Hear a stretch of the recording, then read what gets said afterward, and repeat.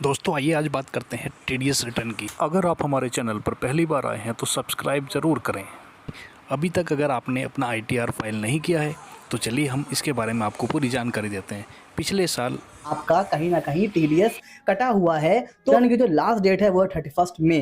तो हो सकता है आपका टीडीएस आपके 26 ईएस में अपडेट होते होते जून का टाइम आ जाए। तो अगर आपकी कोई टीडीएस की एंट्री है तो आप अभी आईटीआर मत फाइल करिए। हो सकता है आप रिफंड ना क्लेम कर पाएं, हो सकता है आपका जो रिटर्न है वो डिफॉल्ट हो जाए, डिफॉल्ट रिटर्न का आपको नोटिस मिल जाए। तो इन सारे कॉन्सिक्वेंसेस को फेस ना करना पड़े तो आप वेट करिए, और जब आपके सारे टीडीएस अपडेट हो जाएं तो आईटीआर फाइल करिए। हाँ, आपको बिल्कुल पता हुआ है कि आपका 1 रुपए का टीडीएस नहीं कटा हुआ है, तो फिर आप अभी भी फाइल कर सकते हैं। और आज हम देखेंगे आईटीआर 1 कैसे फाइल किया जाता है।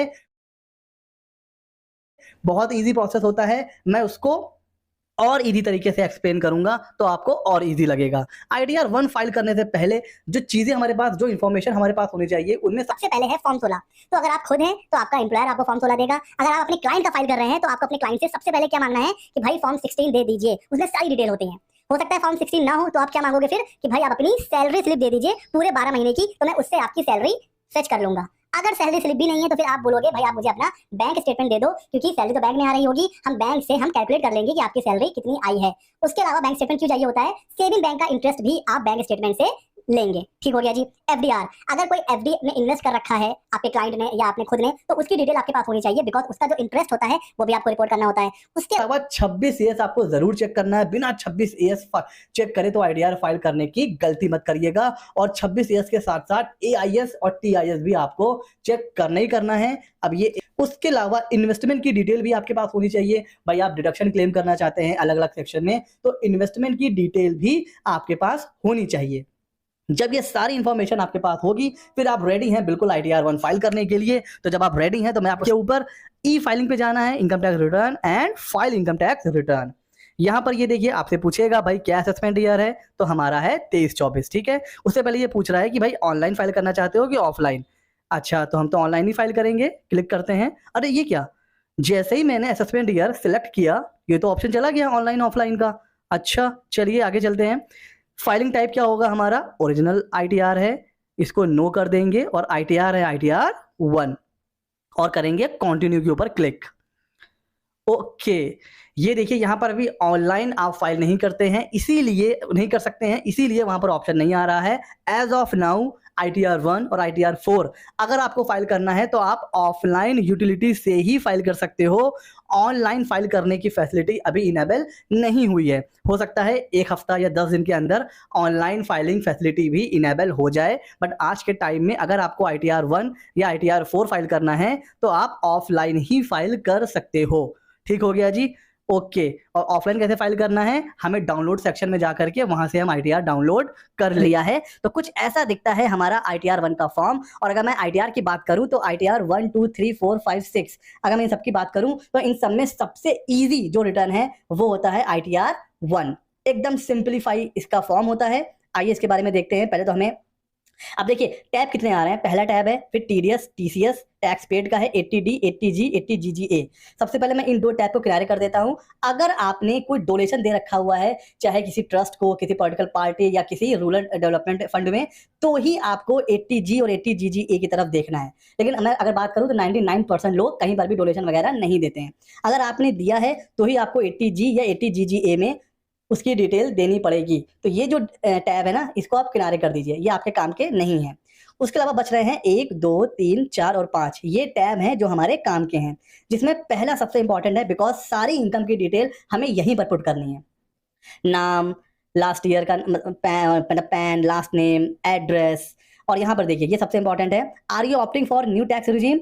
नो आ रहा है इस ईयर। ये बाय डिफॉल्ट आपको नो मान के चल रहा है, मतलब आप अभी ओल्ड नहीं माने जा रहे हो। बट जो अमेंडमेंट अभी आया है फाइनेंस एक्ट में, उस अमेंडमेंट के बाद जो नेक्स्ट ईयर जब आप आईटीआर फाइल करोगे तो आपको बाय डिफॉल्ट यहाँ पर यस लिख करके आएगा, बिकॉज अब आप बाय डिफॉल्ट क्या माने जाओगे? न्यू टैक्स रिजीम में माने जाओगे। अगर आपको ओल्ड चाहिए तो वो आपको सिलेक्ट करना पड़ेगा। अभी आपको मान के चल रहा है कि आप ओल्ड स्लैब में हो। ठीक हो गया जी। तो ये चीज ध्यान देने वाली है। ओके, फिर ये आपसे पूछ रहा है किस सेक्शन में आप फाइल करना चाह रहे हो, मतलब इसके अलावा 139(1) के अलावा किसी में आपको फाइल करना है तो आप यहाँ को सिंपली क्या करोगे, इसको तो आपको नो करना है हमेशा। अच्छा नीचे आ जाइए sir. Email address, mobile number, फिर आपसे पूछ रहा है किस सेक्शन में आप आईटीआर फाइल कर रहे हो। तो यहाँ पर जब आप ड्रॉप डाउन में जाओगे तो 4 ऑप्शन आ रहे हैं, बिफोर ड्यू डेट, बिलेटेड मतलब आफ्टर ड्यू डेट, रिवाइज मतलब कोई गलती हो जाती है जब आप रिवाइज करते हो वो, और आफ्टर कॉन्डोनेशन ऑफ डिले जब आपका ड्यू डेट निकल गई, बिलेटेड रिटर्न की ड्यू डेट निकल गई और उसके बाद भी आप फाइल कर सकते हो अगर असेसिंग ऑफिसर आपको अलाउ करे तो। उस केस में आपको ये ऑप्शन सेलेक्ट करना है। अभी हम ड्यू डेट से पहले फाइल कर रहे हैं तो 139(1). ठीक है सर, आगे चलते हैं। उसके बाद हमें क्या करना है, नीचे आइए नीचे आइए। अब यहाँ से हमें इनकम की डिटेल यहाँ पर देनी शुरू करनी है, सैलरी की डिटेल देनी है। उसके अलावा नीचे आइए, यहाँ पर देखिए हाउस प्रॉपर्टी की डिटेल आपको पुट करनी है और नीचे आएंगे तो अदर सोर्स के इनकम। इट मींस अगर आपका कैपिटल गेन है, बिजनेस की इनकम है या कोई भी और इनकम है तो आप ITR 1 फाइल नहीं कर सकते हैं। अगर आपको ITR 1 फाइल करना है तो सैलरी, हाउस प्रॉपर्टी और अदर सोर्स की इनकम वगैरह। इट मींस अगर आप शेयर में इन्वेस्ट कर रहे हैं, आप शेयर मार्केट में बड़ा पैसा लगाते हैं।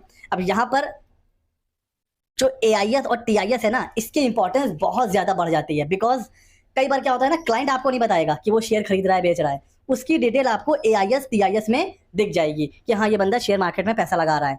अब अगर उसने पूरे साल में सिर्फ 1000 रुपए का शेयर खरीदा और उसको 1500 में बेच दिया, मैं क्या बोल रहा हूँ बहुत ध्यान से सुनिएगा, 1000 रुपए का शेयर खरीदा और 1500 में बेच दिया उसी साल, या फिर 1000 से कम में बेचा, तो या तो गेन हुआ या तो लॉस हुआ।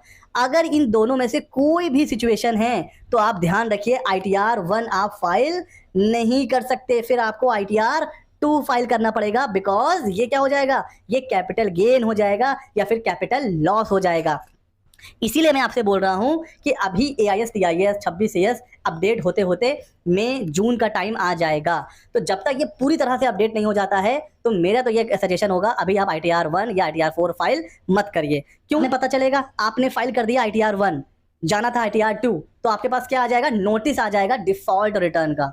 ठीक है ना, तो ये भी है। तो अगर 1000 रुपए का भी शेयर लिया है और उसको उसी साल बेच दिया है तो भैया आपको ITR 1 नहीं फाइल करना है, फिर आपको ITR 2 फाइल करना पड़ेगा। तो इस चीज को बहुत ध्यान दीजिएगा। ऐसे केस मैंने लास्ट ईयर बहुत देखे हैं कि उनकी शेयर की इनकम थी, AIS TIS में इनकम आ रही थी, लेकिन उन्होंने ITR 1 फाइल कर दिया। अब आज नहीं तो कल उनको डिफॉल्ट का नोटिस जरूर आएगा 100%। तो ये हो गया ITR 1 की सारी डिटेल। ओके सर, सर एक बात बताइए, क्या हमें ये सारी डिटेल मैनुअली पुट करनी पड़ेगी, मैनुअली एंटर करनी पड़ेगी? तो नहीं, यहाँ पर एक ऑप्शन देखिए आ रहा है इंपोर्ट प्रीफिल का। आप लॉग इन करके उसके बाद फाइल इनकम टैक्स रिटर्न पे जाके प्रीफिल डेटा डाउनलोड कर लीजिएगा और यहाँ से उसको इंपोर्ट कर लीजिए। तो बेसिक इन्फॉर्मेशन वो ऑटोमेटिक इंपोर्ट कर लेगा, जैसे नेम है ना, अगर कोई आपका TDS कटा हुआ है तो वो, कोई इनकम, ये सारी चीजें वो ऑटोमेटिक प्रीफिल से उठा लेगा। तो आपको एक एक फील्ड में एंटर करने की नीड नहीं पड़ेगी। अच्छा सर, अच्छा सैलरी में आइए तो आप देखिए यहाँ पर एक नई चीज ऐड हुई है, income from retirement benefit account maintain in notified country 89A। अब ये 89A क्या है, इसके बारे में बात करते हैं।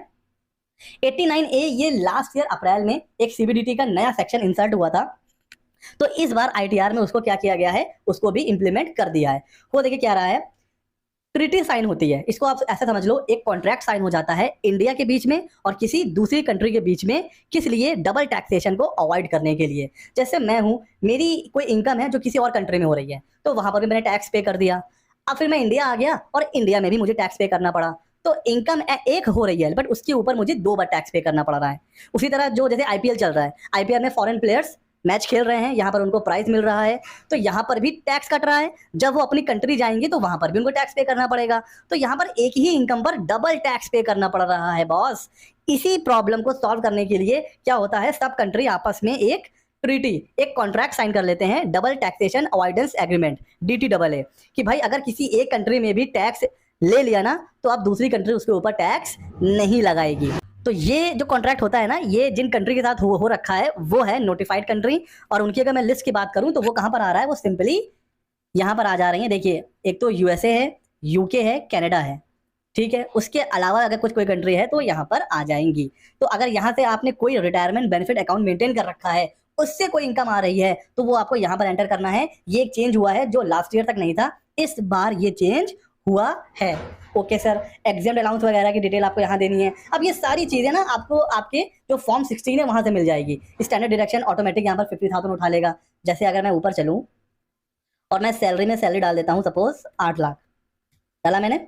अब मैं नीचे आऊंगा ना तो देखिए स्टैंडर्ड डिडक्शन 50,000 ऑटोमेटिक यहाँ पर कैलकुलेट हो चुकी है। अगर आपकी स्टेट में प्रोफेशनल टैक्स एप्लीकेबल है तो उसकी डिटेल भी आप दे सकते हो। जैसे आप इसको डालोगे तो वो ऑटोमेटिकली लेस हो जाएगा बिकॉज आप ऑलरेडी पे कर चुके हैं। उसके अलावा हाउस प्रॉपर्टी की इनकम जो होती है उसको आपको रिपोर्ट करना है। अगर आपका कोई होम लोन का इंटरेस्ट है तो वो 2 लाख तक आप यहाँ क्लेम कर सकते हो। जैसे कि मैंने बताया था अपने डिडक्शन के चैप्टर में कि भाई अगर आपका होम लोन चल रहा है तो 1.5 लाख की 80C में आपको मिल जाती है डिडक्शन और 2 लाख रुपए का आप हाउस प्रॉपर्टी में इंटरेस्ट क्लेम कर सकते हो।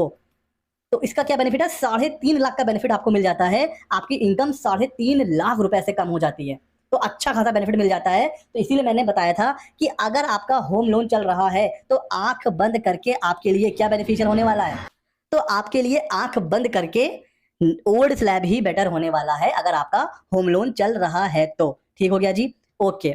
उसके बाद अदर सोर्स में क्या क्या इनकम आ जाएंगी, आपको कोई इंटरेस्ट है, कोई डिविडेंड मिल रहा है, कोई कोचिंग की इनकम है, कोई ट्यूशन की इनकम है, मतलब कोई भी अदर इनकम जो ना सैलरी में आएगी ना हाउस प्रॉपर्टी में आएगी, वो आप यहाँ पर उसको क्लेम कर सकते हो, एंटर कर सकते हो। ठीक हो गया जी। अच्छा, उसके बाद नीचे आ जाइए एंड यहाँ पे स्टार्ट हो जाती हैं डिडक्शंस। अब मैं एक एक सेक्शन में जाके आपको डिटेल में नहीं बताऊंगा कि भाई किस सेक्शन का क्या मतलब है। ये हमने आपको बस मैं ये बताऊंगा कि आपको यहाँ पर डिडक्शंस पुट करनी है, तो जितनी भी आपकी टोटल इनकम है उसमें से डिडक्शन लेस हो जाएगी और फिर बैलेंस इनकम पर आपको टैक्स पे करना पड़ता है। 80C में कंफ्यूजन होता है, कुछ लोगों को लगता है कि यहाँ पर 2.5 लाख रुपए तक की हम जो है वो क्लेम कर सकते हैं, कुछ को लगता है 2 लाख। तो आइए हम लोग क्या करते हैं, सीधे ITR में पुट करके देख लेते हैं कि इन सारे सेक्शंस को मिला के 2.5 लाख तक क्लेम कर सकते हैं कि 2 लाख तक कर सकते हैं, और कुछ लोग कहते हैं कि 3 लाख तक क्लेम कर सकते हैं। तो आइए इस पे बात कर लेते हैं। मैंने यहां पर डाल दिया है 1.5 लाख और मैं यहां भी कर देता हूं 1 लाख, यहां भी मैंने कर दिया 1 लाख, यहां भी कर दिया मैंने 1 लाख और यहां भी कर दिया मैंने 1 लाख। टोटल डिडक्शन कितनी सर कैलकुलेट हुई है, 80C में 1.5 लाख और उसके अलावा 80CCD 1B में 50,000। तो क्या मतलब निकला कि ये सारे सेक्शंस को ऐड करके जो मैक्सिमम डिडक्शन आप क्लेम कर सकते हो वो है सिर्फ 1.5 लाख प्लस 50,000, 2 लाख रुपए। चाहे आपका करोड़ों का इन्वेस्टमेंट हो इसमें, बट मैक्सिमम जो आपको डिडक्शन मिलेगी वो मिलेगी सिर्फ 2 लाख तक, ना कि 2.5 लाख ना ही 3 लाख। तो ये कंफ्यूजन भी आज दूर हो गया। ओके, 80D में अगर आपको डिडक्शन क्लेम करनी है किस चीज की, हेल्थ इंश्योरेंस, मेडिकल एक्सपेंडिचर की, तो उसके लिए अलग से एक शेड्यूल है। कौन सा शेड्यूल है सर, 80D का। अब यहां पर आपको भाई जो प्रिवेंटिव हेल्थ चेकअप है अपना, अपने स्पाउस का, बच्चों का या अपने पेरेंट्स का, तो वो आप यहां पर क्लेम कर सकते हो। अलग अलग सेक्शन बने हुए हैं, स्पाउस और सन का अलग और सीनियर सिटीजन और आपके पेरेंट्स का अलग। तो वो आप यहां अगर है तो आप यहां पर भी उसको क्लेम कर सकते हैं। TDS जो भी आपका कटा होगा वो सारी डिटेल आपको यहां पर पुट करनी है, कितना सैलरी से है, कितना अदर देन सैलरी है वो यहां पर आपको देना है। TCS भी अगर कुछ है तो उसकी डिटेल आपको देनी है। हाँ, जब आप यहां पर ना प्रीफिल डेटा इंपोर्ट करोगे तो ये सारी डिटेल भी ऑटोमेटिक ऑनलाइन उठा लेता है। ये जो प्रीफिल आप करोगे ना तो TDS और TCS की डिटेल भी ऑटोमेटिक उठा लेगा। इसीलिए देखिए ऑनलाइन फाइल करना इजी रहता है, बिकॉज ऑनलाइन में क्या होता है TDS और TCS आपको अलग से फिल नहीं करना पड़ता है, वो ऑटोमेटिक फेच कर लेता है। ठीक है, तो ये सारे के सारे टैब जैसे जैसे आप फिल करते जाओगे, यहां पर देखिए ऑप्शन आ रहा है वैलिडेट का। अभी ये सारी एरर आ रही है बिकॉज हमने भरा नहीं है, तो आपको हर बार क्या करना है, वैलिडेट करना है। कोई एरर है तो वो आपको बता देगा, उस एरर को आपको दूर करना है। जैसे आप एरर दूर कर दोगे उसके बाद आप जब वैलिडेट पे जाओगे ना तो लिख करके आ जाएगा कि शीट इज ओके। तो जैसे ही लिख करके आ जाए शीट इज ओके, समझ जाना कि आपकी डिटेल वगैरह सब ओके हो चुकी है। सारी शीट को वैलिडेट करने के बाद फिर आप फर्स्ट टैब में आओगे और यहां पर देखिए ऑप्शन आ रहा होगा कैलकुलेट टैक्स का। कैलकुलेट टैक्स करोगे, फिर नीचे ऑप्शन आएगा जनरेट जेसन। जैसे ही आपकी जेसन जनरेट हो जाए बस फिर आपको क्या करना है, सिंपली यहां पर आना है जैसा कि अभी हमने देखा था, और यहां पर देखिए ऑप्शन आ रहा है ना अटैच फाइल का, यहां से आप जेसन को अटैच कर दोगे और जेसन को जैसे ही आप अटैच करोगे आपका ITR फाइल हो जाएगा। फिर वही OTP वगैरह जाएगा आधार पर और आपका ITR वेरीफाई हो जाएगा और ITR 1 फाइल हो जाएगा।